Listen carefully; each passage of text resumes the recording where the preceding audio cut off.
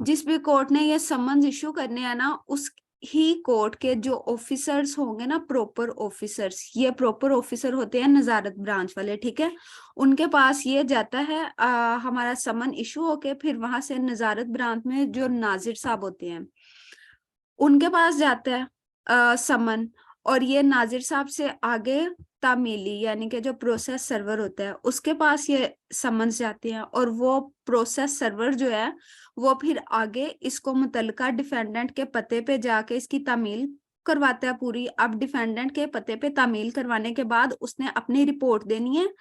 और अगर ये जो प्रॉपर ऑफिसर है ये उस कोर्ट की जुरिस्डिक्शन में मौजूद नहीं है जिसने वो समन्स इशू किए हैं, तो फिर वो किसी दूसरी कोर्ट की जुरिस्डिक्शन के अंदर अगर प्रोसेस सर्वर मौजूद है तो उसको फिर वो बाय पोस्ट भेजेंगे, या फिर वैसे किसी दूसरे तरीके से, जिस भी तरीके से कोर्ट डायरेक्ट करेगा उस तरीके से इनको समन्स भेजे जाएंगे। लेकिन यहाँ पे ना अभी एक डेवलपमेंट हो चुकी है, 2 साल हो गए हैं तकरीबन, लाहौर में बन चुके हैं ई सर्विस, ई समन, और ई क्या इसका नाम लेते हैं, एविडेंस रिकॉर्ड करने के लिए कंप्यूटर रूम्स बन चुके हैं।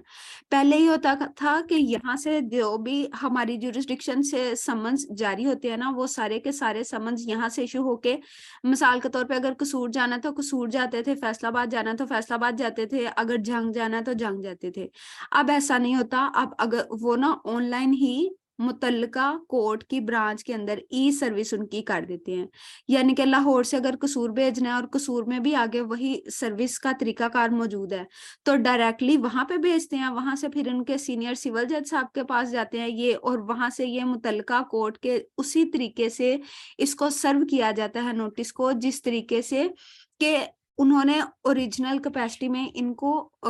इशू किया गया। और फिर वहां से रिपोर्ट इनकी बनती है, और वो रिपोर्ट बनने के बाद वापस जिस कोर्ट ने इनको इशू किया गया ना वहां पे ये वाले समन्स दोबारा आते हैं, ठीक है। अभी मैं इसकी रीडिंग करने लगी हूँ। Where the defendant resides within the jurisdiction of court in which the suit is instituted or has an agent, अच्छा ये जहां पे भी है ना, has an agent resident within the jurisdiction who is empowered to accept this service of summons, यहाँ पे आप लोग लिख लें ऑर्डर 3 रूल 6। ऑर्डर 3 रूल 6 के तहत हम लोगों ने ये पढ़ा हुआ है कि अगर कोई भी शख्स पार्टी यानी कि पार्टी टू सूट, चाहे वो प्लेंटिफ हो या डिफेंडेंट हो, वो अपने बिहाफ पे एक एजेंट को मुकर्रर कर सकता है कि वो समन्स रिसीव करेगा या नोटिस रिसीव करेगा। और ये ऑर्डर 3 रूल 6 के तहत जो बंदा बतौर एजेंट होगा उसका सिर्फ इतना ही काम है कि उसने समन्स या नोटिस को रिसीव करना है, उससे आगे उसने कोई भी काम नहीं करना, ठीक है। वो जो बाकी का था ना, ऑथोराइज्ड एजेंट और प्लीडर, वो सब कुछ सेपरेट चीजें हैं, ठीक है, उसको आपने इस एजेंट के साथ मिक्स नहीं करना। This summons shall unless the court otherwise direct be delivered or send to the proper officer to be served by him or one of his subordinate. ये जो मैंने पहले आपको सारा बताया कि ये नजारत ब्रांच में जाएगा, वहां से नाजिर, नाजिर से तामीली, तामीली से फिर वो सारा, ये वो सारा प्रोसीजर है, ठीक है। The proper officer may be an officer of a court other than that in which the suit is instituted. अब ये वो वाली बात हो रही है कि जहाँ पे वो सेम कोर्ट वो वाला नहीं था, अब जो कि उस कोर्ट ने जिसने वो समन्स जारी किए हैं, यानी कि ये कोर्ट ए है, इसने समन जारी किए हैं, इसने, अब ये जो 2 वाला है ना, सब रूल 2, अब ये हम ए कोर्ट की बात नहीं कर रहे, यहाँ पे हम लोग कोर्ट बी की बात कर रहे हैं कि अब अगर कोर्ट बी के जो वो प्रॉपर ऑफिसर वाले लोग होंगे ना जिन्होंने जाके इसको सर्व करना है, उनको अब ऐसा ही समझा जाएगा जैसा कि ये ओरिजिनल वाले हैं, ठीक है। The proper officer may be an officer of a court other than that in which the suit is instituted, and where he is such an officer, this summons may be sent to him by post। या तो उस यानी कि B वाले जो लोग होंगे ना प्रॉपर ऑफिस वाले, उनको बाय पोस्ट भेजा जाएगा, or in such other manner as the court में डायरेक्ट। ये जो मैंने अभी आप लोगों को बताया कि यहाँ पे ई सर्विस शुरू हो चुकी है क्योंकि वो कंप्यूटर रूम बने हैं, और वहां से डायरेक्टली से डिफरेंट जो डिस्ट्रिक्ट होती है वहां पे ये लोग समन्स भेज देते हैं, ठीक है। ये एज द कोर्ट में डायरेक्ट, ये कोर्ट की डायरेक्शन के अंदर आ जाता है। Unless the court otherwise directs the proper officer or an officer authorised by him in this behalf shall cause this service of summons and return it to the court within 15 days of issuance of summon। यानी कि वो ये कह रहा है कि चाहे उस बंदे को इशू हो चुके हैं समन, ठीक है, लेकिन उसने जो रिटर्न करना है ना वो 15 दिन के अंदर अंदर वापस उसकी रिपोर्ट के साथ, जो भी चाहे उसने उनको सर्व कर दी है या नहीं की, या जो भी उसका आगे प्रोसीजर हुआ होगा, उसने अपने प्रॉपर रिपोर्ट बनानी है और उस ऑफिसर ने वापस उनको भेज देनी है जिस कोर्ट ने इनको इशू किया था समन उसको। आ गया mode of service. Mode of service. Service of summons shall be made by delivering or tendering a copy thereof signed by judge or the officer as he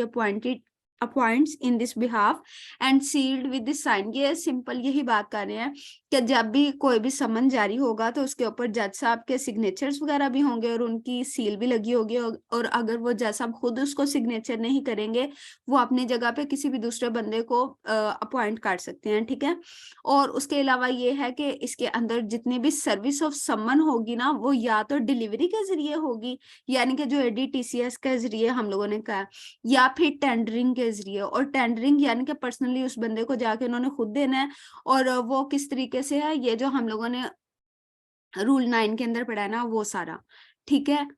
अब हम लोग आ जाते हैं रूल 10A के ऊपर। अच्छा, ये रूल 10A ना अभी सब्सटीट्यूट हो चुका है 2018 की अमेंडमेंट के साथ, ठीक है। ये देखें, ये यहाँ पे लिखा हुआ है,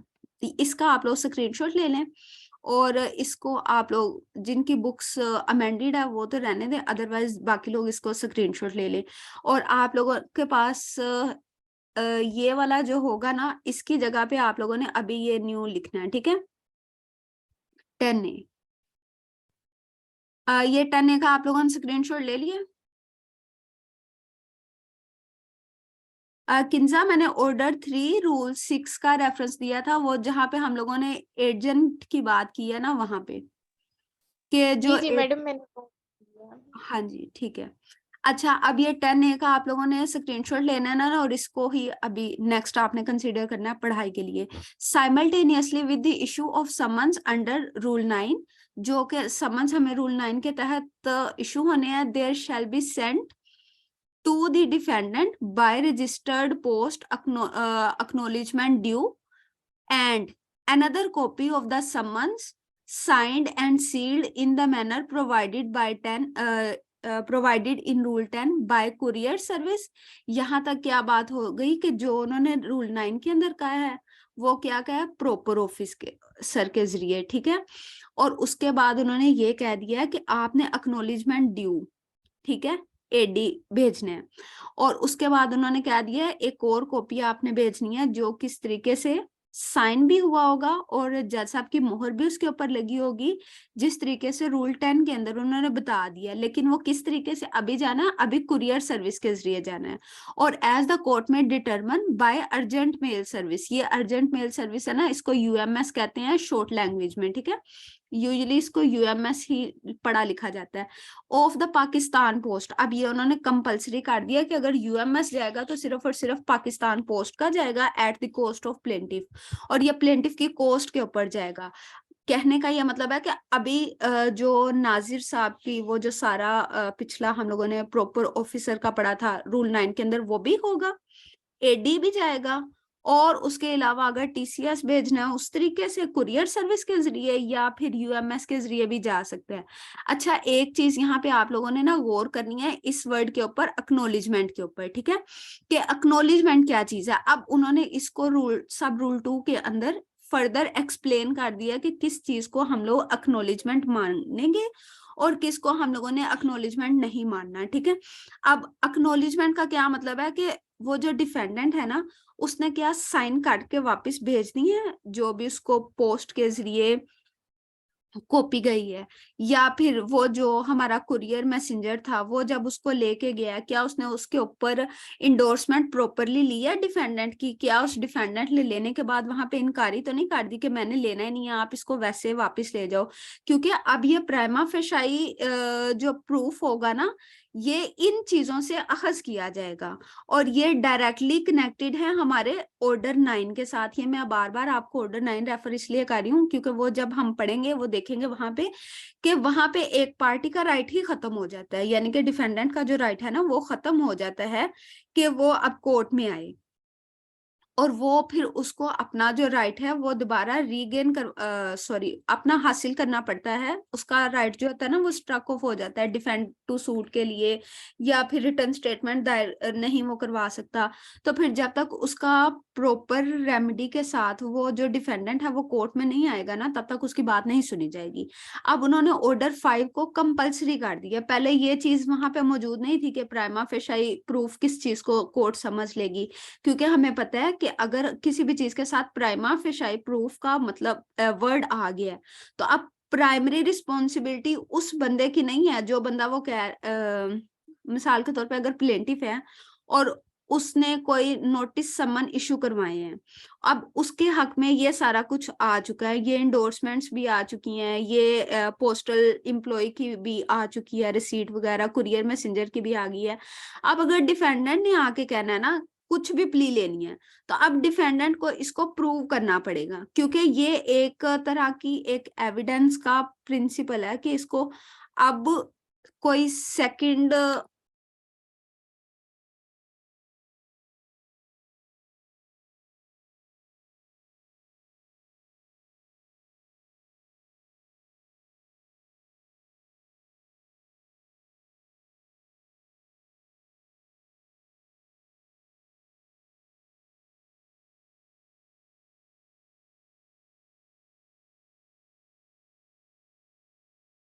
अब अगर डिफेंडेंट ने आना है ना तो वहां पे आके उसने खुद प्रूफ करना है उस चीज को प्रॉपरली, कि आया कि उसके पास जो कुरियर मैसेंजर वाला शख्स था वो वहां पे नहीं पहुंचा, या पोस्टल एम्प्लॉय था वो उस डिफेंडेंट के पास नहीं पहुंचा। अब जितना भी उसका बर्डन ऑफ प्रूफ होगा ना, अब सारा का सारा डिफेंडेंट के ऊपर होगा, ठीक है। अब इस चीज को हम लोगों ने गौर से पढ़ना है। The acknowledgement purported to be signed by the defendant, यानी कि वो वाली एक्नॉलेजमेंट जिसके साथ ही अब ये लग चुका है कि डिफेंडेंट ने इसको साइन करना है, यानी कि ये जो हम लोग पढ़ते हैं कि रजिस्टर्ड पोस्ट एक्नॉलेजमेंट ड्यू, ठीक है, of the receipt of the registered communication or an endorsement by a courier messenger or postal employee that the defendant refused to take the delivery of summons shall be deemed by the court issuing the summons to be prima facie proof of service of summons। जी sir, कोई कुछ कह रहा है?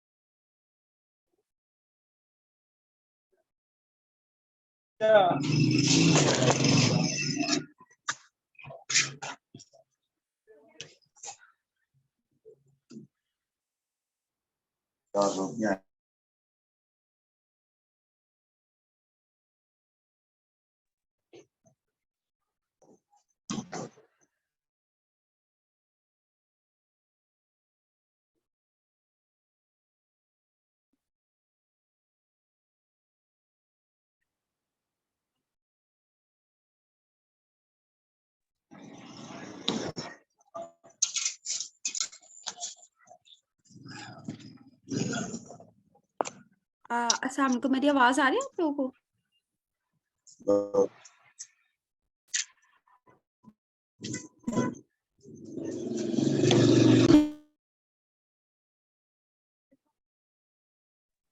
कभी आवाज आती है मैम आपकी, कभी कट जाती है। ये पता नहीं क्या हो रहा है यहाँ पे। अच्छा, अगर अभी आवाज आना बंद हुई ना तो आप लोग प्लीज कोई हैंड रेज कर दीजिएगा, ताकि मुझे पता चल जाए। मुझे पता नहीं चलता बोलते हुए कि मतलब आवाज कब जा रही है कब नहीं। यहाँ पे सिग्नल तो काफी वीक ही है, तो इसलिए ना मुझे थोड़ा सा पता नहीं चलता। अच्छा, यहाँ तक आप लोगों को ये पता चल गया कि एक्नॉलेजमेंट कब कब इसको प्राइमा फेसाई प्रूफ समझा जाएगा और कब कब नहीं समझा जाएगा। मतलब समझा जाएगा, सिंपल सी बात है कि डिफेंडेंट ने या तो लेने से इनकारी कर दिया और या फिर उसको प्रॉपरली पहुंच गए हैं, तो इसी चीज को प्राइमा फेसाई प्रूफ समझा जाएगा। अच्छा, अब रूल 11 आ जाता है, service on several defendants save as otherwise prescribed where there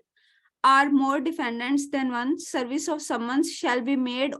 on each defendant. अब जितने भी डिफेंडेंट होंगे, अगर वो एक से ज्यादा लोग हैं, तो उनमें से हर शख्स के ऊपर सर्विस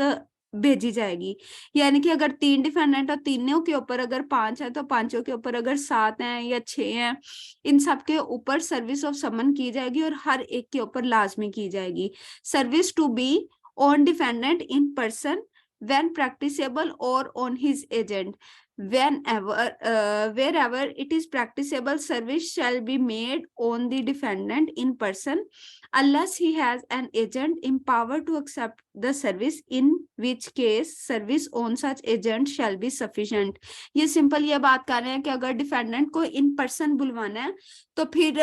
या तो उसको इन पर्सन भेजा जाएगा उसका सम्मन, या फिर अगर उसने अपनी जगह पे किसी भी एजेंट को इसलिए एम्पावर किया हुआ है कि वो उसके बिहाफ पे समन्स को रिसीव कर सकता है, ठीक है। तो फिर क्या होगा कि वो एजेंट जो होगा, जब उसको वो समन भेजे जाएंगे, तो उसको ऐसा ही समझा जाएगा जैसा कि उस असल वाले डिफेंडेंट को भेजे गए हैं, ठीक है। Service on agent by whom defendant carries on business, ये जो हम लोगों ने लास्ट टाइम एक ऑर्डर शायद 3 पढ़ा था, जिसके अंदर हम लोगों ने ये पढ़ा था कि अगर कोई शख्स एक जगह पे अपना कोई काम कर रहा है, कोई बिजनेस कर रहा है, तो उस बिजनेस के लिए भी जब हम लोगों ने उसके मुतलका बिजनेस की प्लेस के ऊपर समन्स भेजने हैं, लेकिन शर्त ये थी कि वो जो समन्स होंगे वो उसी बिजनेस के रिलेटेड ही होंगे, जो कि हम लोगों ने एक बार एग्जांपल ली थी राइस वालों की। ठीक है, कि एक शख्स है, उसका गुजरावाला में भी काम है और लाहौर में भी काम है, लेकिन उसका जो केस है वो गुजरावाला में आया हुआ है, और ये दोनों काम किस चीज के लिए है? राइस के लिए, ठीक है। तो अब इसकी सर्विस को इफेक्टिव ही समझा जाएगा, क्योंकि गुजरावाला में उसका क्या है? राइस का ही काम है, और उसी के रिलेटेड ही वहां पे कोर्ट में केस चल रहा है, इसलिए, ठीक है। अब यहाँ पे है service on agent by whom the defendant carries on business in a suit relating to any business or work against a person who does not reside within the local limits of jurisdiction of the court from which the summons is issued, service on any manager or agent who at the time of service personally carries on such business or work for such person within such limit shall be deemed a good service। यानी कि अगर उसके किसी भी manager को या agent को वो वाले बिजनेस के रिलेटेड कोई भी केस आया है, और वो शख्स खुद तो वहां पे मौजूद नहीं है, लेकिन उसके मैनेजर को या एजेंट को उन्होंने दे दिए हैं समन्स, तो उसको ऐसे ही समझा जाएगा जैसे ये गुड सर्विस है। For the purpose of this rule the master of ship shall be deemed to be the agent of the owner और चार्टर। ये उन्होंने सिंपल बता दिया कि अगर कोई शिप का शख्स होगा, मास्टर होगा, उसको एजेंट ओनर का समझा जाएगा, जो कि असल मालिक होगा उस शिप का, ठीक है। अब रूल 14 है service on agent. Service on agent in charge in suit for immovable property, where in a suit to obtain relief respecting or compensation for wrong to immovable property। 2 minute रुकिएगा, आसान हो ले यहाँ पे।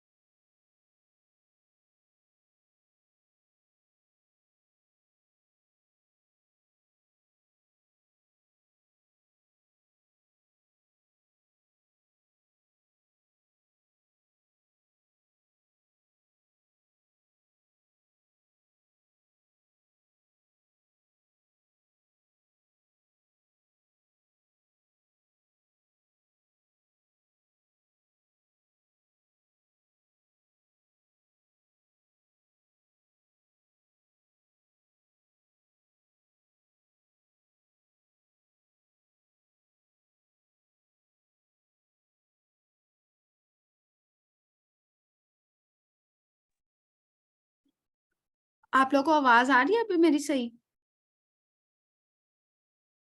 जी आ रही है लेकिन कट भी रही है। सॉरी, आप लोगों को फिर रिकॉर्डिंग मिल जाएगी 2-3 दिन तक ना, मैं सही करके आप लोगों को भेज दूंगी।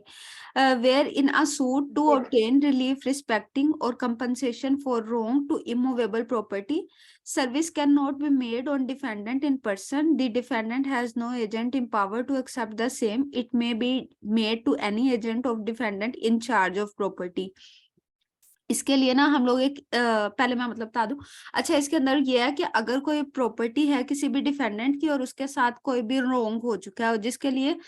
कंपनसेशन के लिए किसी शख्स ने कोई केस किया हुआ है और वो उस इमूवेबल प्रॉपर्टी के हवाले से है, तो अब जो भी डिफेंडेंट होगा ना, अगर वो वहां पे नहीं रह रहा बल्कि उसका कोई एजेंट वहां पे रह रहा है, तो वो शख्स उस प्रॉपर्टी के अंदर जो एजेंट मौजूद है जो कि उसका इंचार्ज है प्रॉपर्टी का, अगर उन्होंने उसके हवाले से भी समन्स उसको सर्व कर दिया है ना, तो उसको सफिशिएंट समझा जाएगा। इसमें डिफेंडेंट को प्रॉपरली सर्व करने की जरूरत नहीं है, क्योंकि वो डिफेंडेंट के बिहाफ पे ही उस प्रॉपर्टी को होल्ड कर रहा था, इसलिए वो इसी प्रॉपर्टी के ऊपर, जैसे हम लोगों के पास एक मालिक मकान होता है, वो अपनी जगह पे एक मालिक मकान होता है और अपनी जगह पे किसी दूसरे शख्स को बिठा देता है वहां पे ना। तो अभी क्या होगा, अगर इस प्रॉपर्टी के लिहाज से जितने भी होंगे ना, सर्विस नोटिस वगैरह सारा कुछ, वो यहाँ पे जो भी शख्स बैठा होगा, अगर उसको वो नोटिस चले गए हुए हैं ना, तो अब क्या होगा, उसको प्रॉपर अच्छा ही समझा जाएगा, यानी कि उसको प्रॉपरली हम लोगों ने नोटिस सर्व कर दिए हैं। इसमें उस डिफेंडेंट तक जाने की जरूरत नहीं है इमूवेबल प्रॉपर्टी के लिहाज से, ठीक है। Where the service may be on male member of defendant's family, where in any suit the defendant cannot be found and has no agent empowered to accept the service of summons on his behalf, service may be made on any adult male member of the family of the defendant who is residing with him। यानी कि ये वो कह रहे हैं कि अगर वो शख्स खुद हमें नहीं मिला डिफेंडेंट मुतलका जगह पे और उसने अपना कोई एजेंट भी वहां पे मुकर्रर नहीं किया हुआ, ठीक है, तो अब क्या होगा, अब वहां पे किसी भी अडल्ट मेल मेंबर को जो उस डिफेंडेंट के साथ वहां पे रह रहा है उसको वो हैंड ओवर कर सकते हैं। बट यहाँ पे उन्होंने एक्सप्लेनेशन डाली हुई है, a servant is not a member of family with in the meaning of this rule, यानी कि इसमें वो अगर कोई सर्वेंट आ गया ना तो उसको मेंबर ऑफ फैमिली नहीं समझा जाएगा। Person serve to sign acknowledgement, अब इसके अंदर सिंपली उन्होंने इतनी बात किया कि जिस भी शख्स ने वो समन्स रिसीव करने हैं ना, उसने एक्नोलिजमेंट को साइन भी, एक्नोलिजमेंट रिसीट भी देनी है, यानी कि उसने सिग्नेचर भी करने हैं कि हाँ मैंने सर्व कर लिया इस चीज को। Where the serving officer delivers or tenders a copy of summons to the defendant personally or to an agent or other person in this behalf, अब यहाँ पे वो बंदा डिफेंडेंट जो है वो खुद उसका भी बात हो रही है, उसके एजेंट की भी, और जो अभी हम लोगों ने मेल मेंबर पढ़ा है उसकी भी। He shall require he shall require the signature of the person to whom the copy is so delivered or tendered, यानी कि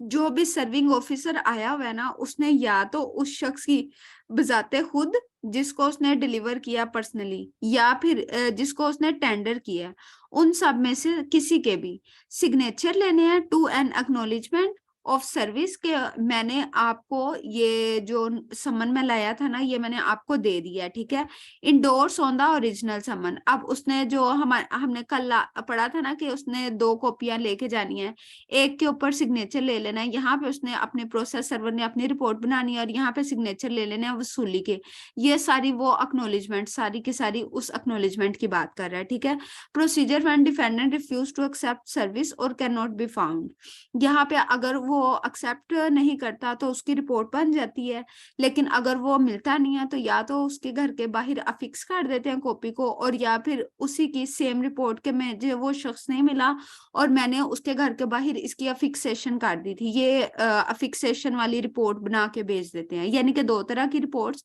एक या तो वो शख्स ही नहीं मिला और मैं उसको नहीं ढूंढ पाया क्योंकि उसका पता गलत था, एक इस तरह की रिपोर्ट भी हो सकती है, या फिर वो कह सकता है कि मैं उसके घर के, वो शख्स मुझे खुद तो नहीं मिला लेकिन मैं उसके घर के बाहर वहां पे अफिक्स कर रहा हूँ। where the defendant or his agent or such other person as aforesaid refused to sign the acknowledgement, उन लोगों ने साइन करने से मना कर दिया है, और where the serving officer after using all due and reasonable diligence cannot be found the defendant। अब जो सर्विंग ऑफिसर गया था उसने अपने सारे मतलब कि एक रीजनेबल मैन की तरह, यानी कि उसके अहले मोहल्ला वगैरह से पूछ लिया कि क्या ये शख्स यहाँ पे रहता है। अब उसने अपने जितने भी रीजनेबल डिलीजेंस थी ना उसको यूज करते हुए ढूंढने की सारी की सारी कोशिश किया, लेकिन उसको नहीं मिला।